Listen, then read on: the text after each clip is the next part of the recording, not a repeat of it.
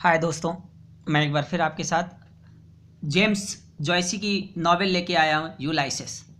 तो सबसे पहले जेम्स जॉयसी के बारे में देख लेते हैं। इनका जो जन्म हुआ था 2 फरवरी 1882 को।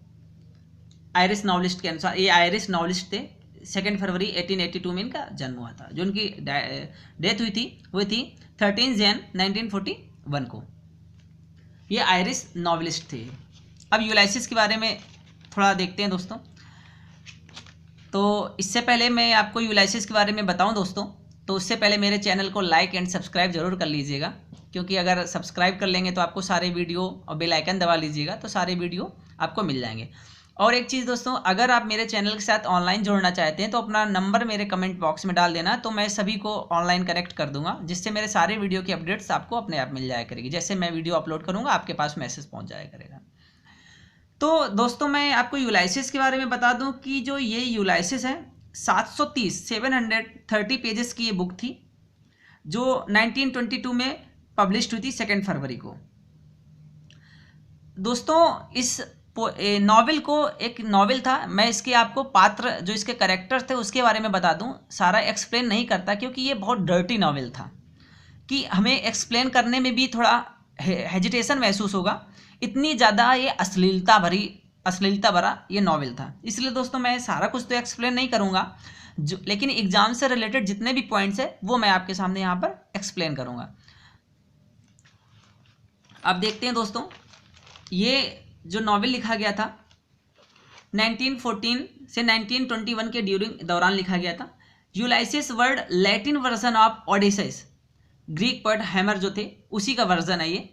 बिल्कुल ओडिसेस एंड यूलाइसिस सेम है, उसके पात्र भी लगभग सेम है।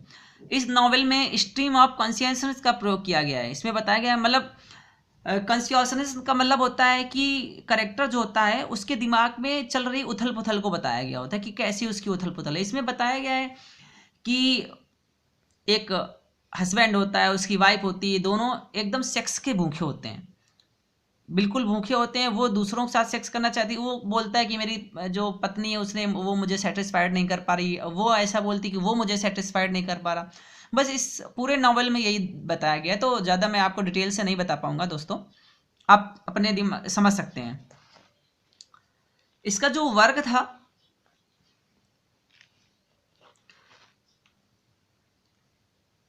ये जो वर्क था 17 जून 1904 को डबलिन आयरलैंड में लिखा गया। इसका जो मेन कैरेक्टर था वो लियोपोल्ड ब्लूम था।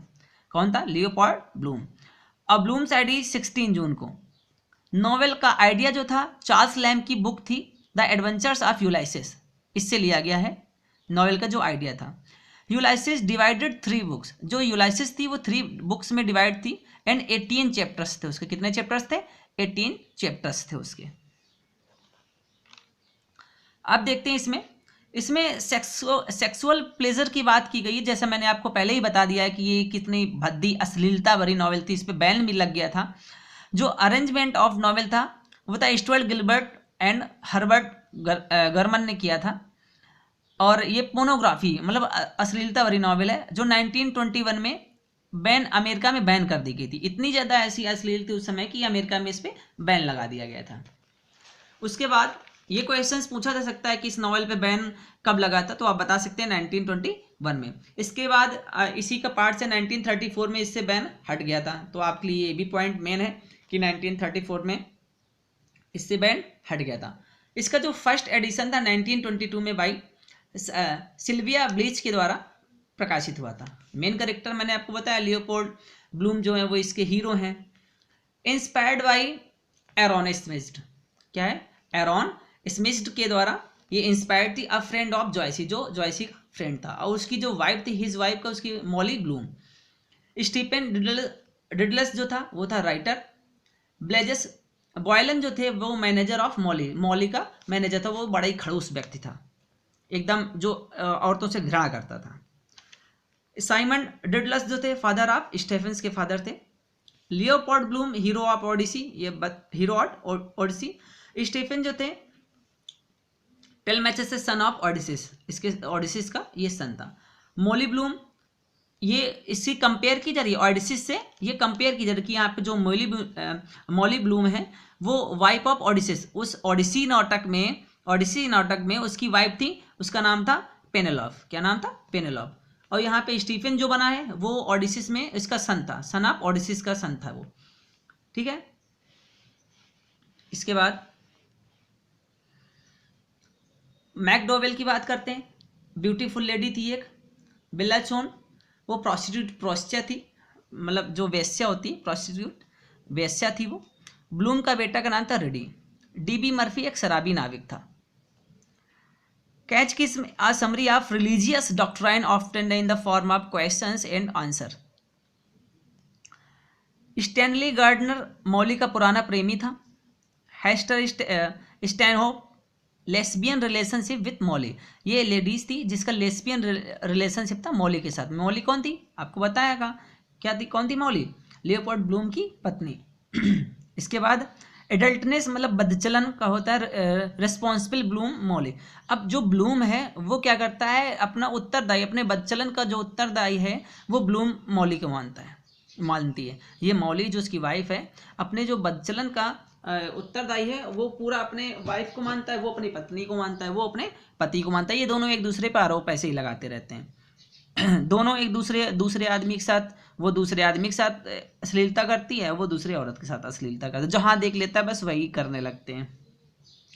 ये मौली सोलिलैक्यू 18 चैप्टर्स है। चैप्टर की शुरुआत और एंड यस से होती है, मतलब ये क्वेश्चन इंपॉर्टेंट है दोस्तों कि जो ये चैप्टर है इसकी शुरुआत किस वर्ड से होती है? यस। एंड जो एंड होता है वो किस वर्ड से होती है? यस। मतलब वो उन दोनों की अश्लीलता को दिखाया गया है कि वो कभी नो बोलते ही नहीं है, जो भी आया हाँ ठीक है यस, तो उसके बारे में बताया गया है।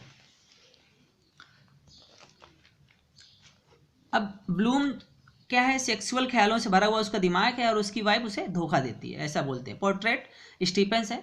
अब यहाँ पे आपको एपिसोड के बारे में जानकारी देंगे कि इसमें जो एपिसोड है वो 18 एपिसोड है पूरे। उन्हें 18 एपिसोड का हम नाम बता देंगे आपको, क्या क्या उनका नाम है। इसमें लाइंस देखिए, love loves to love love, मतलब पूरा प्यार के बारे में बताया गया। God is just out in street, God made food, the devil's the cooks, what yours in mine, what mine is my own. ये एपिसोड 17 में ऐसा कहा गया है। और कहा जाए तो ये एक कॉम्प्लिकेटेड नॉवेल है पूरा, जिसका वर्णन एक्सप्लेनेशन नहीं आसानी से किया जा सकता। अब इसके बाद देखते हैं दोस्तों ऑल एपिसोड, इसके जितने भी एपिसोड थे उन एपिसोड्स के नाम देख लेते हैं। ये इंपॉर्टेंट क्वेश्चंस बनेगा कि उसमें कितने एपिसोड थे, आपको बताना है कि कितने एपिसोड थे। कितने हैं? 18 एपिसोड थे। फर्स्ट एपिसोड है उसका क्या नाम है? टेल मैचेस नाम है। दूसरा नेस्टर है। तीसरा प्रोटियस है। कोलेप्सो है। द लोटस ईटर्स है। हेडेस है। एलोस है। इस तरह से मतलब जितने भी एपिसोड हैं दोस्तों, आप वीडियो को पॉज करके आराम से नोट्स बना लीजिएगा, लिख लीजिएगा और ये जो एपिसोड हैं इनके नेम्स देख लीजिएगा कि कौन से एपिसोड हैं, किसके बाद कौन सा एपिसोड आया है। तो दोस्तों इसी के साथ मैं अपना वीडियो समाप्त करता हूँ और आगे आपके लिए और वीडियो बनाता रहूँगा। तो दोस्तों मेरे चैनल को लाइक और सब्सक्राइब करते रहिएगा। थैंक्स दोस्तों।